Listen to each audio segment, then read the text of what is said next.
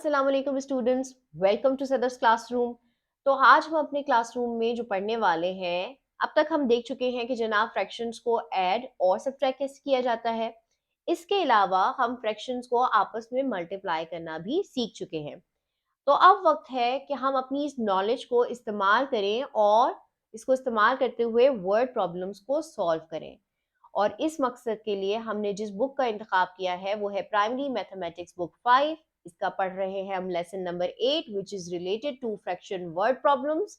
You can open your page number 93, and in today's video we will only discuss question number 1 and question number 2, otherwise video will be lengthy. So let's move to our first question. Weming was reading a book that has 180 pages. Weming एक किताब पढ़ रहा है जिसमें total 180 pages हैं.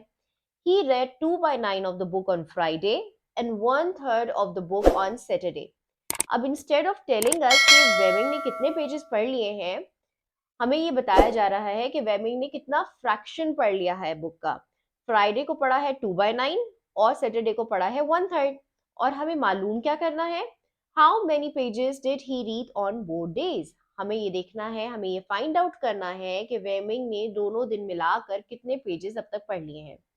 तो सबसे पहले हम देखते हैं कि हमें क्या इंफॉर्मेशन गिवन है और किस तरह हम उसकी मदद से अपनी अननोन वैल्यू को फाइंड आउट कर सकते हैं।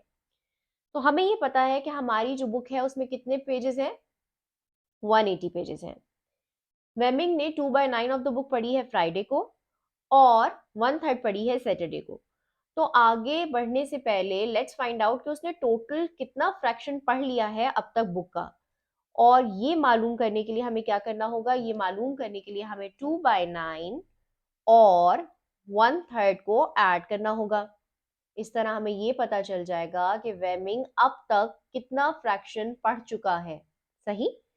अब यहाँ पे आप देखिए कि जो दो फ्रैक्शंस आपस में ऐड हो रहे हैं, इनका डिनोमिनेटर सेम नहीं है।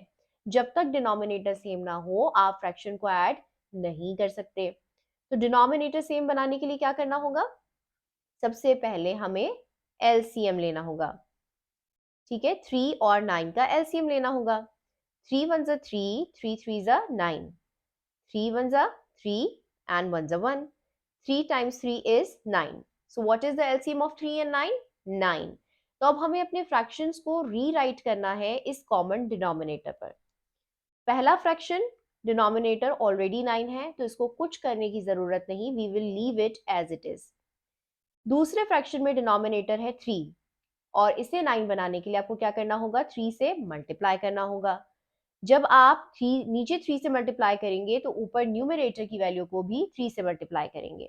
तो हमारी नई वैल्यूज क्या है, 2 by 9 प्लस 3 by 9। अब क्योंकि दोनों डिनोमिनेटर्स कॉमन है, दोनों डिनोमिनेटर्स सेम है, तो इसलिए हम इन्हें आसानी से ऐड कर सकते हैं। जब आप फ्रैक्शंस को ऐड करते हैं तो डिनोमिनेटर सेम रहता है एज इट इज, सिर्फ न्यूमरेटर की वैल्यूज को आपस में ऐड किया जाता है। 3 + 2 is 5 by 9।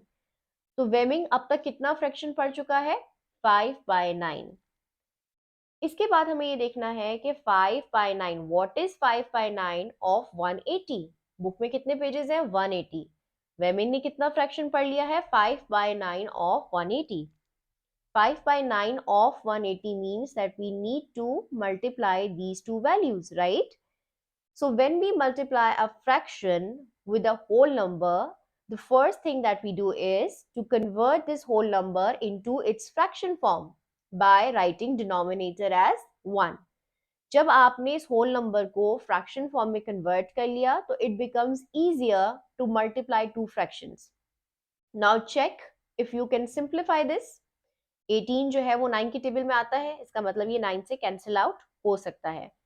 9 1 9, 9 2 18 और 0 एज इट इज आ जाएगा। अब डिनोमिनेटर में तो 1 है, जिसे हम लिखें या ना लिखें उससे कोई फर्क नहीं पड़ता। तो हमारे पास न्यूमरेटर की वैल्यूज आपस में मल्टीप्लाई हो रही हैं, which is 5 into 20। 5 zeros are 0 and 5 twos are 10. So 5 into 20 is 100. So how many pages Wemming have read on both days? Wemming read 100 pages on both days. तो अब डिस्कस करते हैं अपनी second word problem. Ahmad spent 5/8 of his allowance on a bowl of noodles. ठीक है, what was his allowance? We don't know.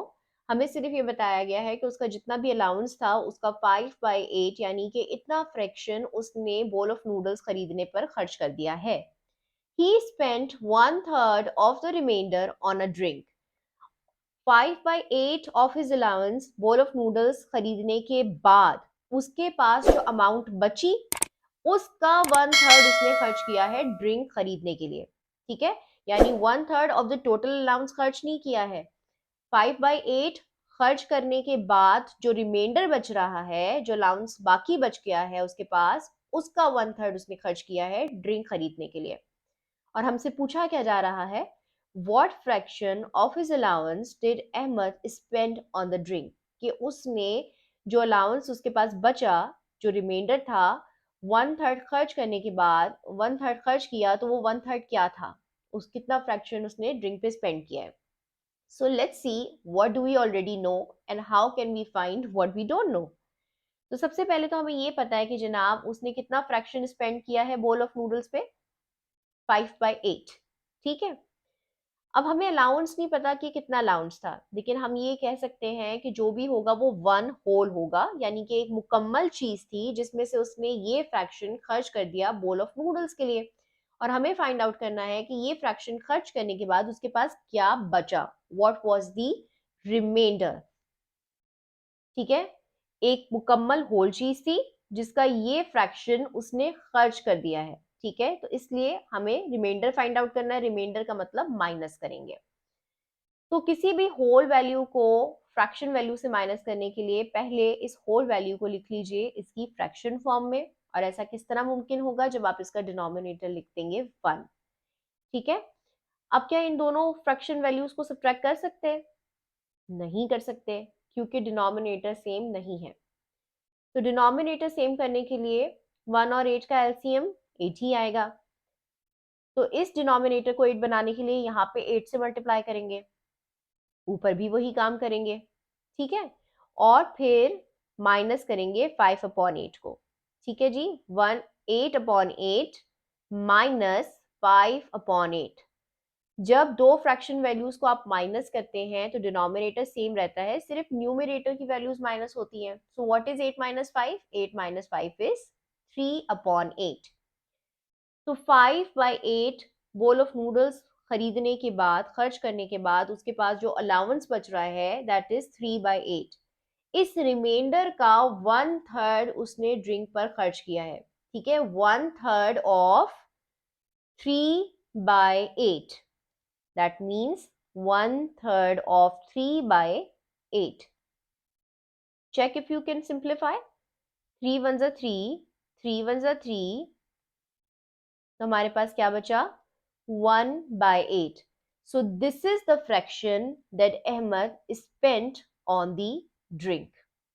उम्मीद करते हैं कि आपको बात समझ में आ गई होगी. अगर आपको हमारे समझाने का तरीकाकार अच्छा लगता है तो सदर्स क्लासरूम को सब्सक्राइब करना ना भूलें और अपने दोस्तों के साथ जरूर शेयर कीजिए. अपना ख्याल रखिए.